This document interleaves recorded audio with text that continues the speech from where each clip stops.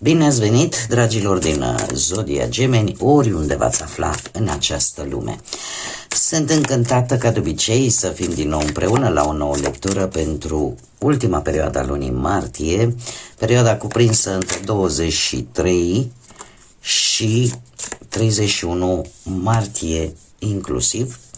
Așa că, dragilor, toți cei care aveți nu doar soarele, ci și luna, Venus sau poate ascendentul în Zodia Gemeni, această lectură este de asemenea și pentru voi.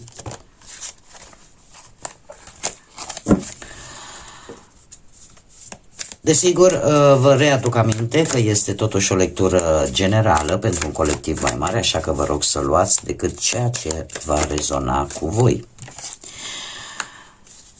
Și înainte de a începe lectura propriu-zisă, vreau să le mulțumesc tuturor celor care sunteți în permanență aici lângă mine de fiecare dată când public noi lecturi și mă susțineți prin comentarii, prin gestul de apreciere și prin gândurile bune care vin din partea voastră, așa că mii de mulțumiri tuturor. Și dacă sunteți aici pentru prima dată, vă urez un călduros bun venit. Iar dacă la finalul acestei lecturi simțiți că v-a adus claritate, ghidare sau liniște interioară, vă invit cu mare drag să vă abonați și desigur să susțineți acest canal printr-un simplu like. Atât abonarea cât și like-ul sunt gratuite, unicul lucru necesar fiind decât dorința fiecăruia dintre voi.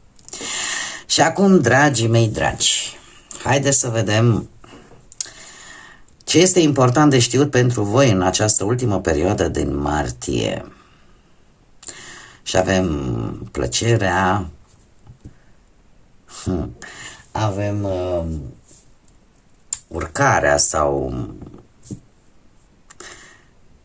uite că nu vreau să zic un cuvânt și să nu fie în românește, elevația, elevarea, le mai încurc vorbind în fiecare zi într-o altă limbă decât româna, se mai întâmplă, dar avem și argintul sau arginții. Dragii mei, ce văd eu aici?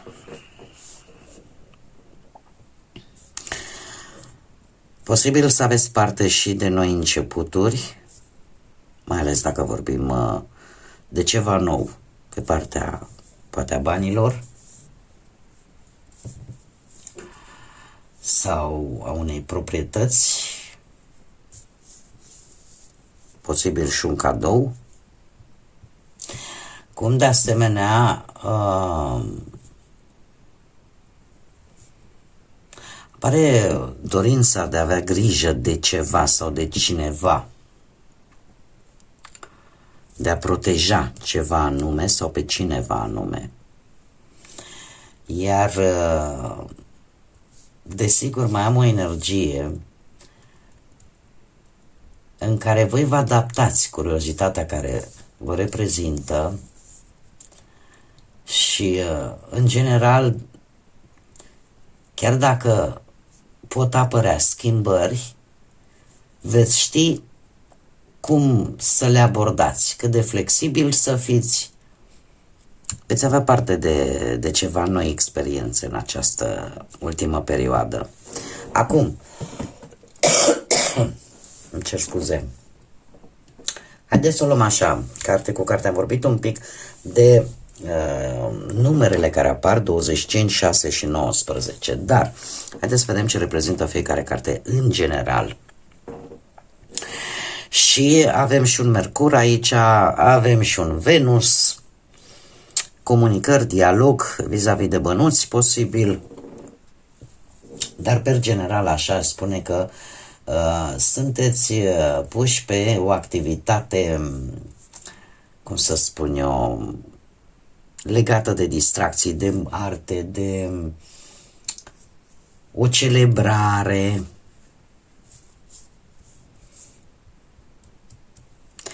Legată, deci această celebrare poate să aibă loc în urma unei recompense, în urma unui succes financiar, aș spune, în care nu știu, ori veți face o investiție bună, ori veți dobândi vreo proprietate, ori veți primi vreun cadou anume, ori veți recolta un rezultat favorabil pentru voi și veți avea motive de celebrare. Haideți să vedem ce ne spune și tarotul. Ce vine pentru dragii mei din Gemeni în această ultimă perioadă de martie.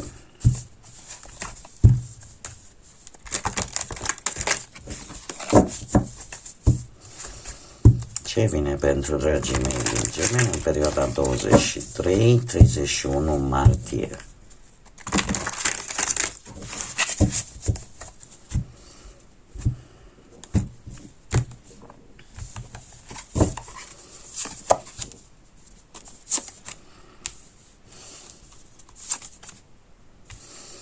Avem două arcane majore.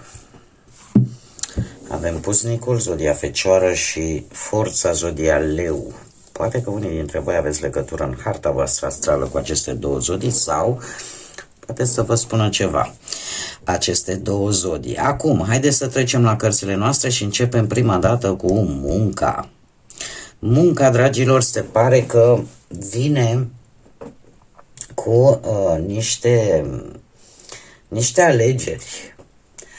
Vine cu situații în care voi trebuie să alegeți între două opțiuni, orică sunt proiecte, orică sunt două oferte de job, orică sunt două colaborări, două proiecte, cum am mai spus.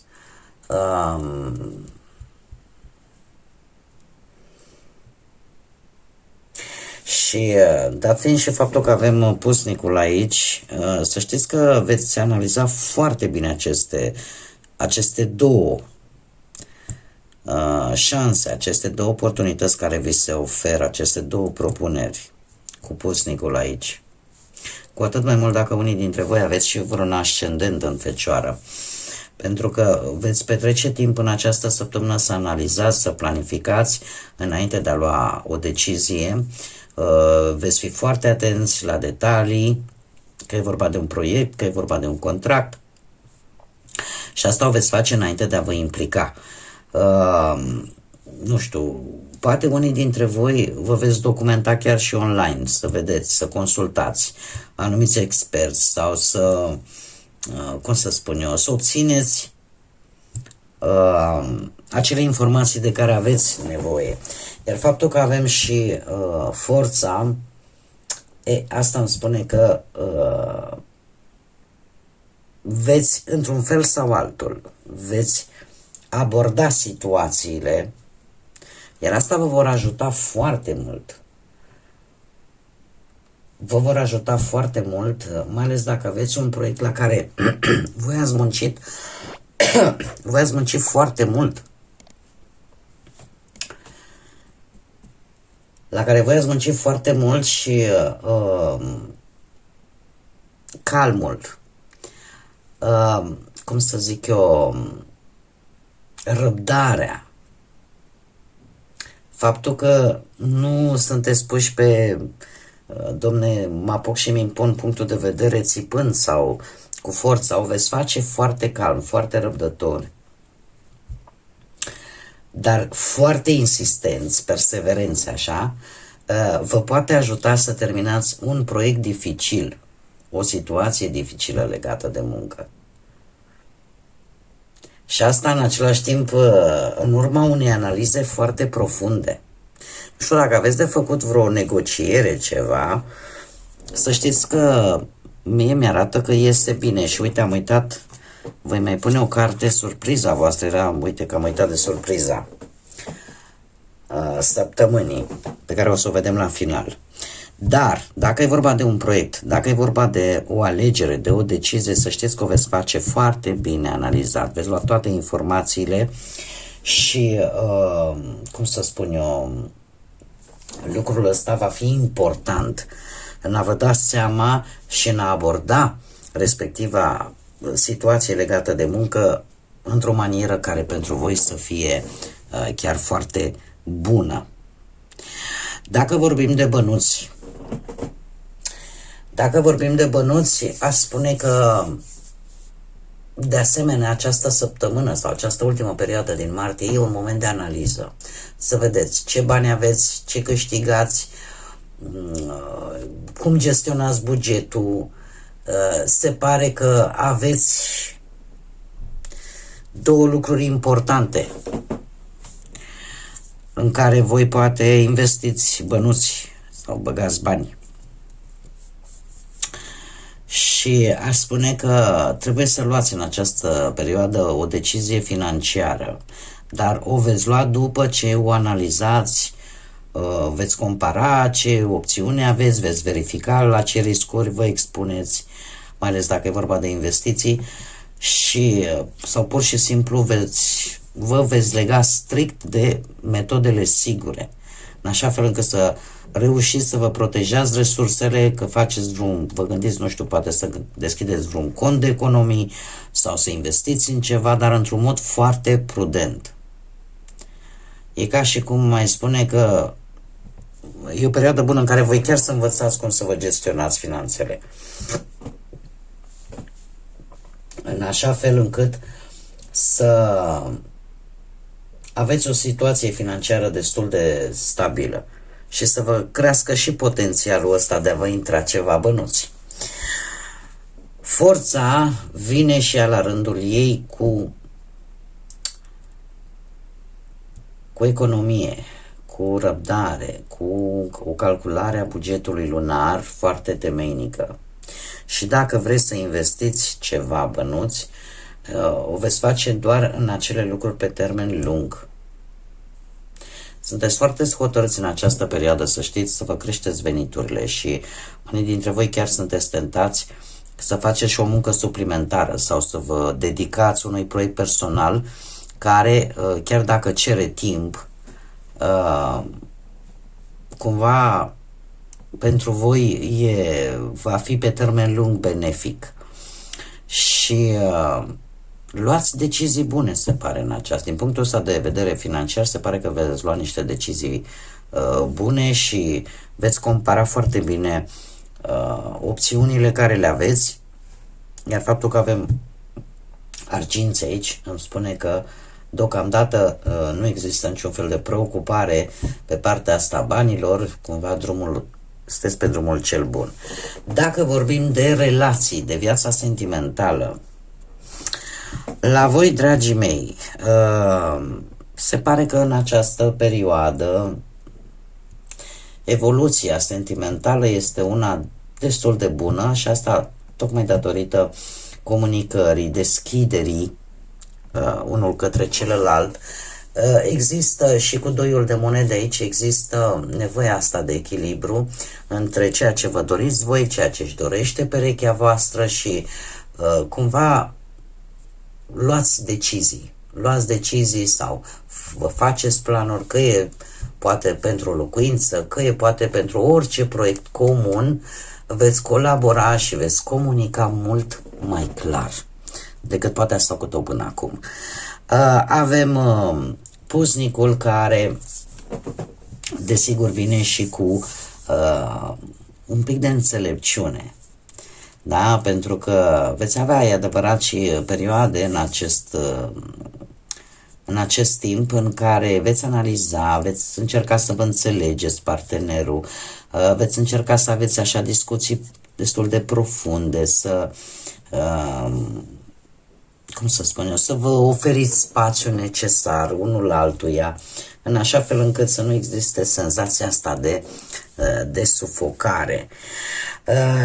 Nu știu dacă partenerul vostru are legătură sau nu cu zodiile Fecioară sau Leu, dar forța aici, pe partea asta a relației, îmi spune că sunteți într-o perioadă cu predilecție, cei care aveți poate și un ascendent în Leu, în care veți aborda, chiar dacă vor apărea mici tensiuni sau mici conflicte, voi le veți aborda cu blândețe, cu răbdare, veți încerca să vă ascultați partenerul, veți discuta lucrurile calm sau problemele care pot apărea, nu neapărat în relație, putem vorbi și de probleme externe, cum ar fi, nu știu, problema banilor sau alte probleme din exterior, nu neapărat în ceea ce privește sentimentele voastre unul față de celălalt.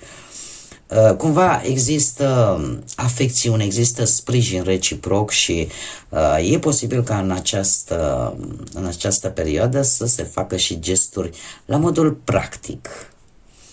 Că poate, nu știu, vă ajutați partenerul la treburile casnice sau partenerul vă ajută pe voi la treburile casnice. Există o încurajare. Există o încurajare din partea amândorura și există, cum să spun eu, o protecție și foarte multă generozitate între voi. Așa că lucrurile merg destul de bine. Dacă vorbim de cei singurei, voi, dragii mei dragi, aș spune că la voi, de moment, până acum, parcă nu s-a evit nimic la orizont. Această ultimă perioadă din martie s-ar putea lucrurile un pic să se schimbe. De ce? Pentru că e posibil să apară acea posibilitate de a alege, ce să vezi, între două persoane sau între două oportunități de relații. Acum, e posibil să fie chiar două energii total diferite. Una dintre ele o puteți cunoaște poate prin intermediul prietenilor, cealaltă printr-o pur și simplu cineva pe care voi a spus ochii, ca să zic așa. Acum, faptul că avem pusnicul aici, să știți că nu vă veți grăbi. Chiar dacă până acum n-ați avut nicio șansă, să zicem, nu a apărut nimic la orizont, totuși și când apar două șanse, nu o să vă grăbiți. De ce? Pentru că în principal, eu aș spune că voi vreți să vă clarificați exact ce vreți de la o relație. E ca o autoanaliză, pentru că voi căutați o relație care vă respectă nevoia de spațiu a voastră, ca și energie, și care, cum să spun eu, ar trebui să vă cunoască mai bine, să aibă răbdare poate cu voi. Căutați o persoană care să aprecieze, în primul și în primul rând, calmul, perseverența, blândețea, în așa fel încât să aveți o legătură sinceră, o legătură afectivă în adevăratul sens al cuvântului. Și care este surpriza voastră pentru această ultimă perioadă? Avem moderație. Surpriza voastră poate să vină de la un săgetător. Sau dacă voi aveți poate și un ascendent în săgetător, de ce nu? Dar, per general, acest arcan major vine cu foarte mult echilibru pentru această ultimă perioadă și se pare că faptul că voi sunteți mai răbdători, mai calmi, mai echilibrați, nu face altceva decât să vă ajute să vă adaptați mult mai ușor, să colaborați mult mai ușor, să vă vină idei foarte bune, poate chiar la locul de muncă, să reușiți să mediați poate anumite conflicte apărute acolo între colegi sau să îmbinați mai multe activități și asta să vă ajute să obțineți rezultate mai bune la locul de muncă și chiar să vă ajute să vă extindeți orizontul profesional. Faptul că gestionați mult mai bine bănuții, mult mai echilibrat, făcând așa o împărțeală echilibrată între ce intră și ce iese, asta vă ajută să evitați riscuri mari. Da? Și faptul, nu știu, că poate reușiți să ajustați cumva cheltuielile în funcție de situațiile în care voi vă aflați, poate să aducă și o reducere a unor costuri, mai ales atunci când veniturile poate au mai scăzut. Deci aduce o echilibrare, iar dacă vorbim de viața sentimentală, faptul că voi încercați să mențineți armonia și echilibru în relația voastră prin comunicare, care este punctul vostru forte, iar această comunicare fiind calmă, poate duce la niște compromisuri sănătoase între parteneri, între voi și celălalt de lângă voi și în felul acesta voi construiți relația cum să spun eu așa, pas cu pas, fără grabă și chiar se pot face planuri comune pe termen lung. Și chiar și cei care sunteți singurei, aș spune că faptul că voi vă folosiți timpul pentru a vă echilibra un pic viața voastră emoțională și veți fi mult mai atenți, în primul și în primul rând, pe ceea ce voi vă doriți de la o relație. Și faptul că vă dați seama de fapt că aveți nevoie de relații liniștite, de relații echilibrate, care să nu aducă dramă, să nu aducă conflicte constante, vă poate ajuta, poate chiar să faceți această alegere. Haideți să vedem și care este mesajul florilor pentru voi, dragii mei, din Gemeni, în perioada 23-31 martie.